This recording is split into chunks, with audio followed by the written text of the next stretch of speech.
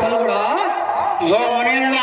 ನಿನ್ನಿಂದಾದರೆ ಕಾಪಾಡುವನೆಂದು ವಚನವು ಕೊಡು, ಇಲ್ಲವಾದರೆ ಬ್ರಹ್ಮನ ಬಲದ ಲಿಖಿತವಂತಾಗುತ್ತದೆ. ದಾರು ಮಾಡುವರೇನೆ ಕಂಡಿಯ ಕಿರೀಟಿ ದುರಗೋಳಿನ ಯಾರು ಸಾಟಿ.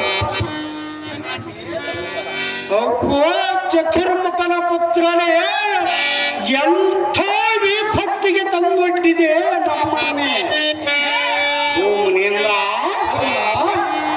ಅಜ್ಞಾನವೆನ್ನುವ ತೊಟ್ಟಿಲ ಕಟ್ಟಿ ರಂಧ್ರವೆನ್ನುವ ಮುಳ್ಳನ್ನು ಹಾಕಿ ಅದರಲ್ಲಿ ಏನು ಹರಿಯದ ಸುಗೂಸುಗಳನ್ನು ಹಾಕಿ ಮೇಲೆ ಛೋಗಳ ಮಾಡಿದರೆ ಒಳಗೆ ರಂಧ್ರ ಮುಳ್ಳು ತಾಕಿದ ಸುಗೂಸು ನಿದ್ರೆ ಮಾಡುವುದುಂಟೆ.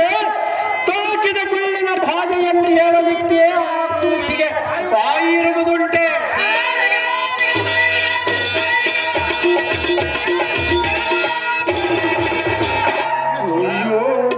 ಈಗ ನೀವು ನನ್ನ ಮೇಲೆ ಸಿಗದ ಕೃತ್ಯವೋ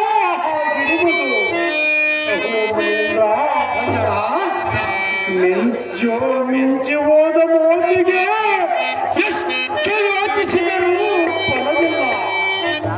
ಈಗ ನಾನೇನು ಮಾಡಿದರೂ ಜಗದೊಡೆಯನ ಮೇಲೆ ಯುದ್ಧವನ್ನು ಮಾಡುವುದು ತಪ್ಪುವುದಿಲ್ಲ. ಬ್ರಹ್ಮಪುತ್ರ ಮೇಲೆ ಚಿಂತಿಸಿ ಫಲವಿಲ್ಲ. ಬ್ರಹ್ಮತನಯ ನಮಗೆ ಇಂಥ ನ್ಯಾಯ. ಜನಾರ್ದನ ಮಿತ್ರನಾದ ಕಲೆಪಾರ್ಥ, ಬ್ರಹ್ಮಪುತ್ರ ನೀನೇ ಕುಳಿತು ಮಾತು ಮಾತಿಗೂ ನನ್ನನ್ನು ವಿಪತ್ತಿಗೆ ತಳ್ಳಿದರೆಂದು ಜರಿದು ಮಾತನಾಡಬೇಕು. ಕಾಪಾಡುವುದು ಕಷ್ಟಕರವಾದ ಸಂಗತಿ ಎನ್ನುವುದಾದರೆ ಪಾಪ ನೀನೇತಕ್ಕೆ ಕಷ್ಟಪಡುವೆ. ಬಂದ ದಾರಿಗೆ ಸುಂಕವಿಲ್ಲವೆಂದು ನಾವು ನಮ್ಮ ಪಾಡಿಗೆ ಹೋಗುತ್ತೇವೆ. ಅವನ ಹಣಬರಹದಲ್ಲಿ ಏನು ಬರೆದಿದೆಯೋ ಅದನ್ನು ತಪ್ಪಿಸಲು ದಾರಿಂದಲೂ ಸಾಧ್ಯವಿಲ್ಲ. ಅವರವರ ಕರ್ಮಾನುಸಾರವಾಗಿ ಜಗದ್ಭೋತ್ವವನ್ನು ಬರೆದ ಲಿಖಿತಕ್ಕೆ ದಾರು ಮಾಡುವರೇನಿದ ಪಾರ್ಥ, ನಾವು ಇಲ್ಲಿಗೆ ಬಂದಿದ್ದು ವ್ಯರ್ಥ. ಸ್ವಾಮಿ ನಾರದರೆ ಅರ್ಥ ಶರಣೆಂದು ಬಂದವರನ್ನ ಕಾಪಾಡುವುದು ಕಲಿಪಾರ್ಥನಿಗೆ ಸರಿದಾರಿಯಾಗಿ ಬಿಟ್ಟಿದೆ. ಅದು ತಾಗಿ ಹೋಯಿತು, ಇನ್ನು ಮೇಲೆ ಚಿಂತಿಸಿ ಫಲವಿಲ್ಲ. ಶ್ರೇಷ್ಠರೇ, ಕಷ್ಟ ಬರಲಿ ಕೈಯನ್ನು ಕಾಪಾಡುವೆ, ನಾರಾಯಣನನ್ನು ಉಳಿಸಿಕೊಳ್ಳುವೆ. ಈ ಮಾತು ಮಾತ್ರ ಸಹಜವೆಂದು ನೀವಿನ್ನು ನಿಶ್ಚಿಂತೆಯಿಂದ ಕಾಲ ಕಳೆಯಿರಿ. ನಾರದರೆ ಬುದ್ಧಿ ಸಂಪೂರ್ಣ ಅರ್ಥ ಹೇಳಲು ಕೇಳು. ಬ್ರಹ್ಮಪುತ್ರ ಚೆನ್ನಾಗಿ ಹೇಳು.